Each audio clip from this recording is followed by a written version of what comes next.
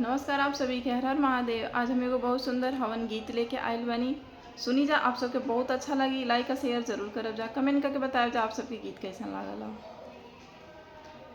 ऋषि मुनि वेद बतावे, हवन राजा दशरथ करावे। ऋषि मुनि वेद बतावे, हवन राजा दशरथ करावे। दशरथ करावे, राजा दशरथ करावे। ऋषि मुनि वेद बतावे, हवन राजा दशरथ करावे।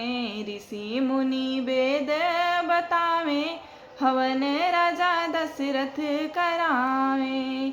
होला हवनिया त ब्रह्मा जी आई, होला हवनिया त ब्रह्मा जी आई। ब्रह्मा जी आई संगे ब्रह्माड़ी के लाई। ब्रह्मा जी आई संगे ब्रह्माड़ी के लाई। ब्रह्माड़ी जी चौक पुराई, हवन राजा दशरथ कराई। ऋषि मुनि वेद बताई, हवन राजा दशरथ कराई। होला हवनिया त शंकर जी आई, होला हवनिया त शंकर जी आई।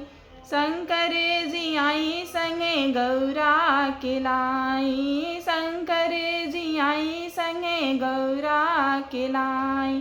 गौरा जी बाटी सुहाग, हवन राजा दशरथ कराई। ऋषि मुनि वेद बताई, हवन राजा दशरथ कराई। होला हवनिया त विष्णु जी आई, होला हवनिया त विष्णु जी आई। विष्णु जी आई संगे लक्ष्मी के लाई। विष्णु जी आई संगे लक्ष्मी के लाई। लक्ष्मी जी भंडार भरी, हवन राजा दशरथ कराई।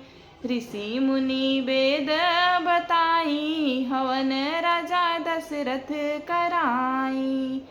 होला हवनिया त राम जी आई, होला हवनिया त राम जी आई।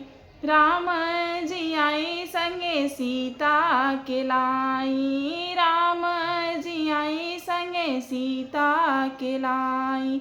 सीता जी पूजना कराई, हवन राजा दशरथ कराई। ऋषि मुनि वेद बताई, हवन राजा दशरथ कराई।